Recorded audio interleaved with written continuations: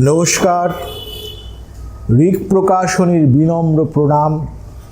বাঙালির শেষ আইকন, অভিনেতা, কবি, অত্যন্ত সৃজনশীল নাট্যকার সৌমিত্র চট্টোপাধ্যায়কে আমাদের কালে বাঙালি জাতিসত্তার সঙ্গে যে মানুষটি সর্বাঙ্গে জড়িয়ে রয়েছেন তার নাম সৌমিত্র চট্টোপাধ্যায়। আবেগ মথিত হচ্ছি আমরা সকলে। এটা ঠিক যে বাঙালির আজকে খুব শোকের দিন। কেন শোকের দিন? শুধুমাত্র অভিনেতা, শুধুমাত্র বাচিক শিল্পী, শুধুমাত্র নাট্যকার সৌমিত্র চট্টোপাধ্যায়ের জন্য নয়,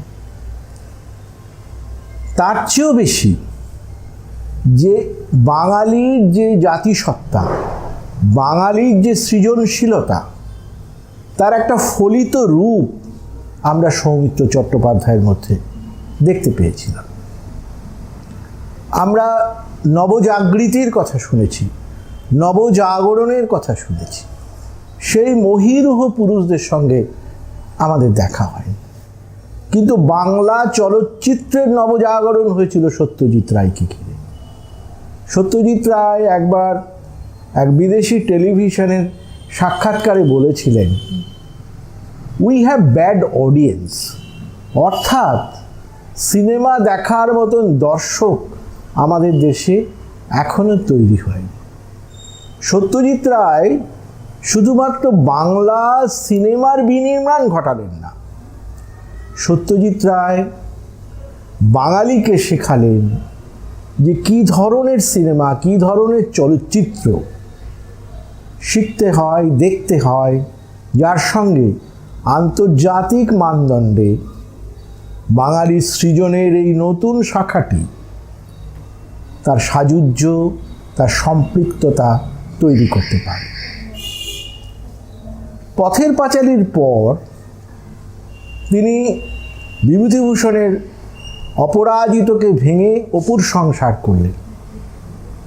আমরা শুনেছি যে অপুর সংসারের জন্য তিনি একজন ছেলেকে খুঁজছিলেন, একজন যুবককে খুঁজছিলেন, যার মধ্যে লেখক হবার উন্মাদনা রয়েছে, যার মধ্যে লেখক হবার আবেগ রয়েছে।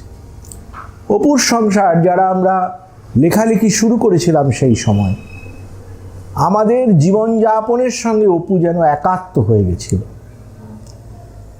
সবার আগে মনে হয় সেই অপু যেন আজ আর নেই। ওই যে কলকাতার বাসা বাড়িতে সিঁড়িতে ওঠায় ওই 2 পয়সার ডাক টিকিটে যে হলুদ চিঠিটি পড়ে আছে, যা খুলে অপু দেখতে পায় লেখা রয়েছে, আপনার রচনাটি মনোনীত হইয়াছে। যে কোনো তরুণ বাঙালি লেখক জানে যে ওই চিঠি তার কাছে এক বিশ্বজয়ের মতো। যেমন অপুর কাছেও অপু চিঠিটি পড়ে, বারবার দেখা যায় সে চিঠিটি খুলে খুলে পড়ছে। সেই অপু যখন বিপর্যস্ত হয়, সে যখন লেখা ছেড়ে দেয়, পাণ্ডুলিপির পৃষ্ঠা সে যখন উড়িয়ে দেয় আকাশে এবং সেগুলি পাখির মতো উড়তে থাকে, সেই পর্যুদস্ত অবস্থাও যে কোনো বাঙালি লেখকের আত্মসত্তার সঙ্গে মিশে থাকে। এবং অপু ভাস্বর হন, অপু একাত্ম হন বাঙালি সৃজনশীলতার সঙ্গে একমাত্র সৌমিত্র চট্টোপাধ্যায়ের অভিনয় গুণে।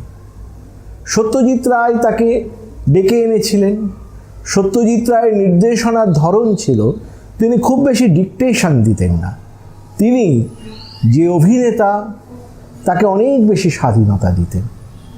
তিনি বুঝতে পেরেছিলেন সৌমিত্র চট্টোপাধ্যায় যখন বংশীচন্দ্র গুপ্ত কফি হাউস থেকে আড্ডাধারী সৌমিত্রকে জোগাড় করে এনেছিলেন, তিনি বুঝতে পেরেছিলেন যে অপু চরিত্রের যে শালীনতা, অপু চরিত্রের যে সৃজন যাত্রা, তা এই যুবকটির মধ্যে দিয়েই সম্ভব হবে।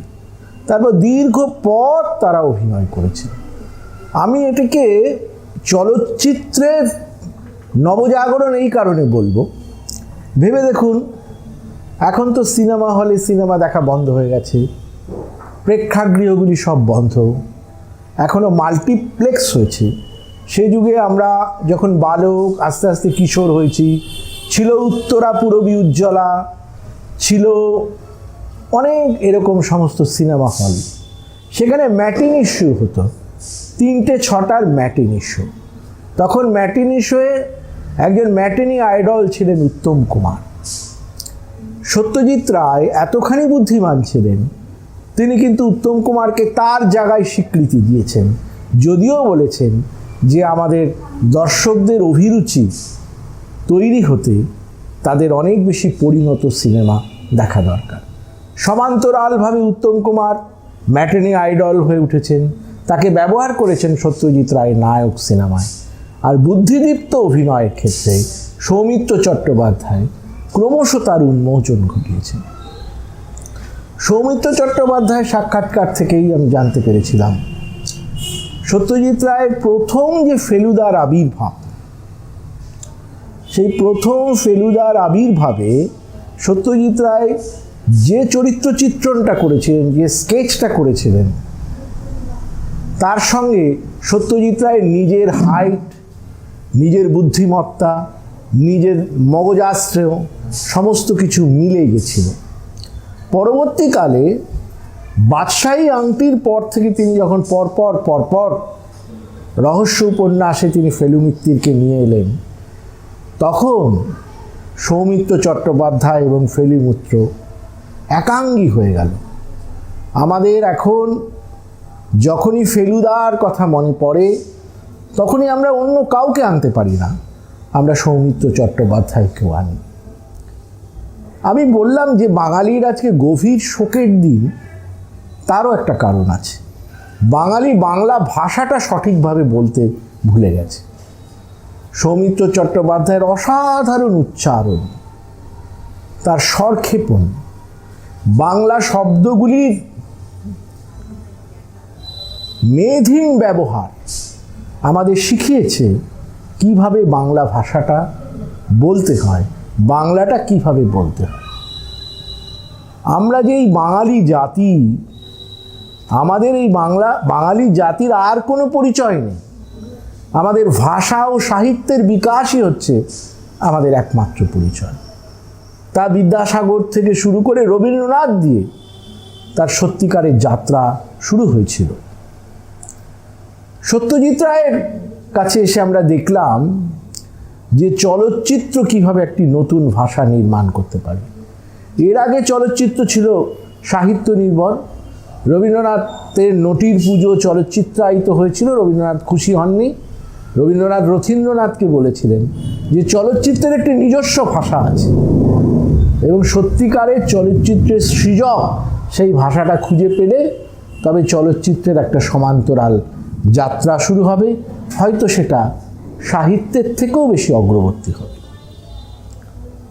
তা ঋত্বিক ঘটক, মৃণাল সেন, তপন সিনহা সবার কথা মনে রেখেও সত্যিকারের তার যাত্রা আমরা দেখতে পাই সত্যজিৎ রায়কে দিয়ে শুরু হয়েছিল। এবং সত্যজিৎ রায়ের একদম অন্যতম ব্রহ্মাস্ত্র ছিলেন প্রিয় তার এই সৌমিত্র চট্টোপাধ্যায়। একের পর এক সৌমিত্র চট্টোপাধ্যায়কে তিনি নানাভাবে ব্যবহার করেছেন এবং সৌমিত্র সাফল্যের সঙ্গে তা দেখিয়ে এসেছেন। সৌমিত্র তপন সিনহারও নানা রকম সিনেমায় নানা রকম রোলে তিনি অভিনয় করেছেন। একটি চরিত্র অভিনেতা হিসাবে একটি জীবন বলে একটি সিনেমায় তিনি অভিনয় করেছিলেন, একটি চলচ্চিত্রে তিনি অভিনয় করেছিলেন। তা আমাদের কাছে চিরভাস্বর হয়ে রয়ে গেছে। এবার একটা প্রশ্ন ছিল, সৌমিত্র চট্টোপাধ্যায় কি বাণিজ্যিকভাবে অতখানি সফল হয়েছেন? উত্তম কুমারের একটা ভুবন ভোলানো হাসি ছিল, সৌমিত্র চট্টোপাধ্যায়ের কিন্তু সেই ভুবন ভোলানো হাসিটা ছিল না। কিন্তু সৌমিত্র চট্টোপাধ্যায় সেক্ষেত্রেও ন্যূনতম হলেও সুন্দর সুন্দর কিছু প্রমাণ রেখেছেন। যেমন ধরুন 3 ভুবনের পারে তাকে যখন টুইস্ট নাচ করতে বলা হলো, তিনি খুব সংকুচিত হয়েছিলেন, কিন্তু তারপর তিনি ওই যে টুইস্ট নাচ করে কে তুমি নন্দিনী গানের সঙ্গে তিনি যে তার আবির্ভাবটা নতুনভাবে নতুন বাঁকে দেখিয়েছিলেন, তাও কিন্তু সেদিনের রকবাজ, সেদিনের অন্যরকম বাঙালি যুবকদের চিরস্মারক হয়ে রয়েছে। নাট্য ব্যক্তিত্ব আমি নিজে তার প্রায় সব নাটকই দেখেছি, ফেরা দেখেছি, টিকটিকি দেখেছি। তিনি নাটকের জন্য আনন্দ পুরস্কারেরও শর্ট লিস্টেড তিনি ছিলেন। তার চেয়েও অনেক অনেক বড় পুরস্কার তিনি পেয়েছিলেন। সাহিত্য তার সৃজন নদীর একটি ছোট্ট সংকীর্ণ শাখা, তাতেও যে তিনি কত শক্তিমান ছিলেন আনন্দ পুরস্কারের শর্ট লিস্টিং সেটা প্রমাণ করে। লিজিয়ন অফ অনার পেয়েছেন, প্রচুর আন্তর্জাতিক পুরস্কার পেয়েছেন।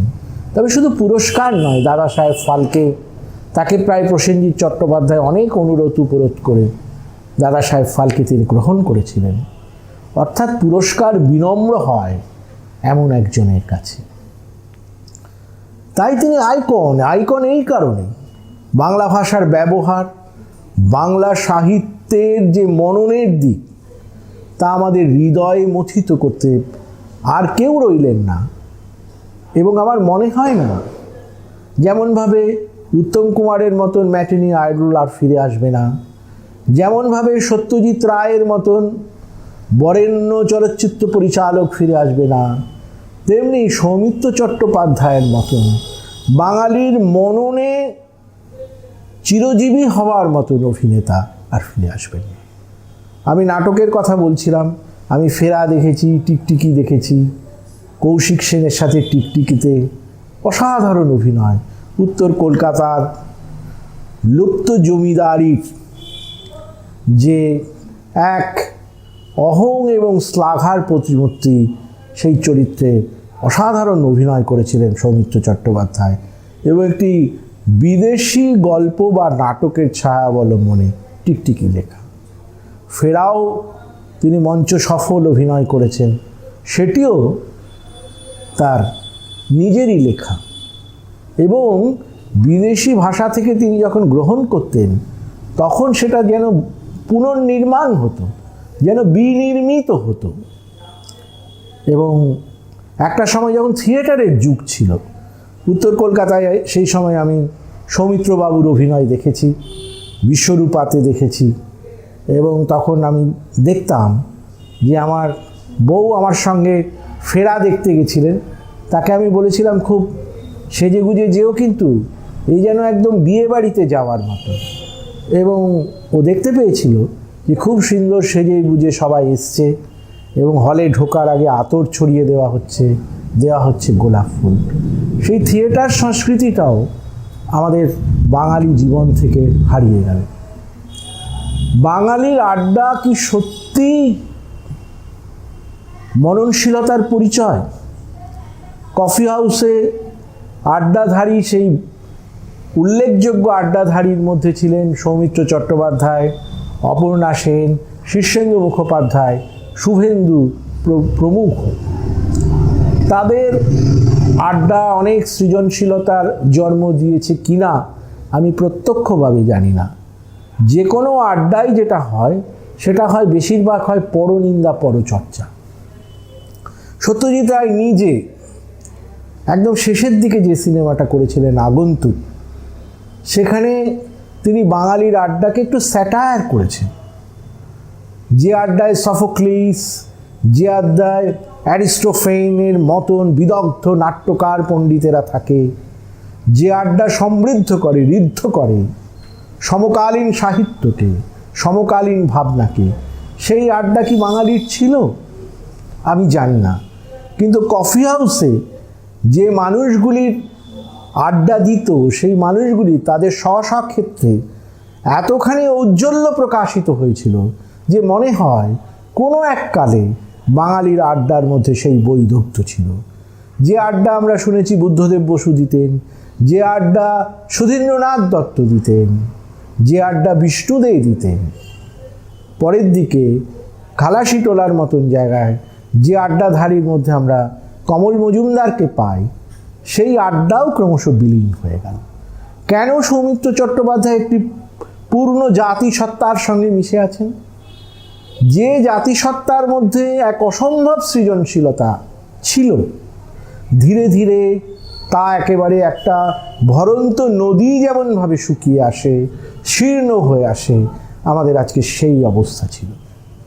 সেই শীর্ণ নদীটি বহতা থাকার আমাদের একমাত্র দণ্ডী ছিলেন এই সৌমিত্র চট্টোপাধ্যায়। তিনি একটি সাক্ষাৎকারে বলেছেন, আপামর বাঙালি জাতি আমাকে যা দিয়েছে তার জন্য আমার চোখে জল চলে আসে, তার প্রয়াণে আমাদেরও চোখে জল চলে আসে। আমরা কিছুটা হলেও অনাথ হলাম, যে আর কি আমরা পাবো সেই বাঙালিকে, যার মধ্যে দিয়ে আমরা নবজাগরণকে দেখতে পেয়েছিলাম বা দেখতে চাইতাম আমরা, তার মধ্যে দিয়ে সেই নবজাগৃতিকে। তার একটি রাজনৈতিক বিশ্বাস ছিল, ক্রমশ সেই বিশ্বাসকেও তিনি মডিফাই করেছেন।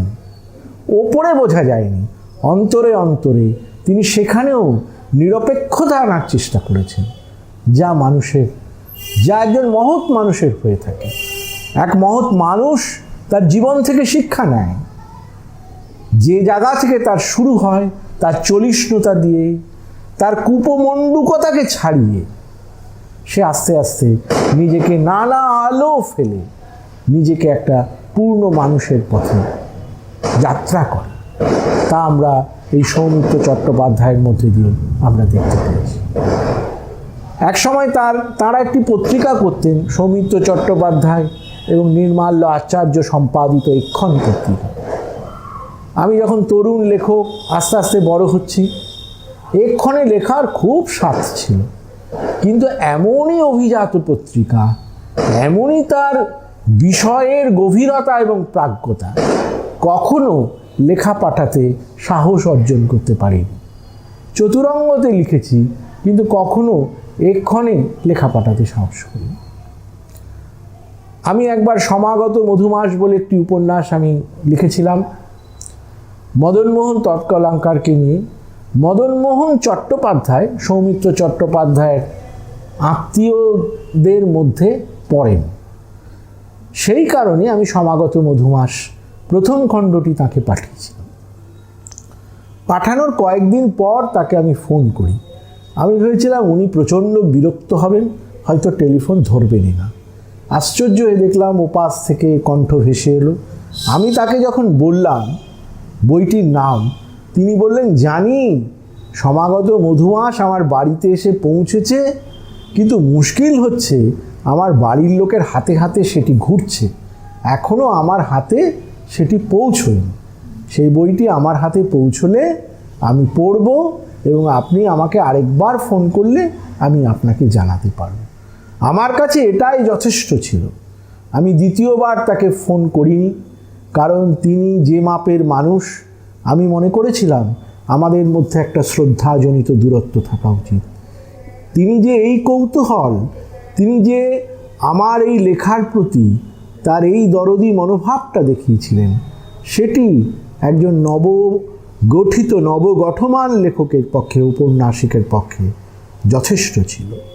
তবে আজকে ব্যক্তিগত প্রসঙ্গ নয়, আমি বলবো যে এই যে বাঙালি আজকে কেন বলছে যে আজকে আমাদের বড় ভয়ের দিন, বড় দুঃখের দিন, তার কারণ আমাদের জাতিসত্তায় কোথায় হারিয়ে যাচ্ছে যেন সাহিত্য, কোথাও হারিয়ে যাচ্ছে যেন সৎ সিনেমা, সৎ চলচ্চিত্র।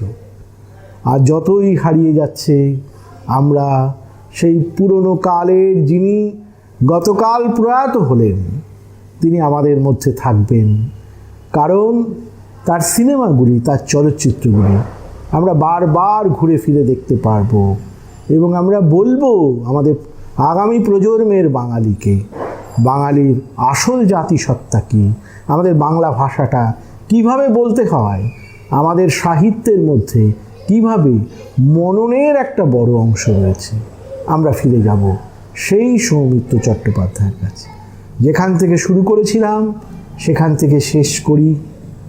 যে ওই যে এক তরুণ লেখক অপুর সংসার বারবার দেখত, তার ওই চিরপরিচিত উত্তর কলকাতার ভাড়াটে বাড়ি তার চোখের আয়নায় ভাসত, আর তার মনে হতো ওই দীর্ঘাঙ্গী অপু আর কেউ নয়, সে যেন নিজে। সেই কোনো প্রবীণ লোক হাতে দিচ্ছে 2 পয়সার ডাক টিকেটের চিঠি, আর সে খুলে দেখছে আপনার রচনাটি মনোনীত হইয়াছে, আর তার মনে হয়েছে সে যেন বিশ্বজয় করেছে। সৌমিত্র চট্টোপাধ্যায়ের মৃত্যুর সঙ্গে সঙ্গে সেই যুবক লেখকেরও যেন মৃত্যু হয়ে গেল। এবং আমি মনে করব এটাই তার সার্থকতা। তার প্রত্যেকটি চরিত্রের মধ্যে, ধরুন তার কোনি, যেখানে তিনি খিদ্দার অভিনয় করেছিলেন, ফাইট ফাইট ফাইট কোনি, যে কোনো অনিবার্য ভাঙনের পরিস্থিতির মধ্যে দিয়ে আমরা কি বলি না, ফাইট ফাইট ফাইট। নমস্কার, শুভেচ্ছা।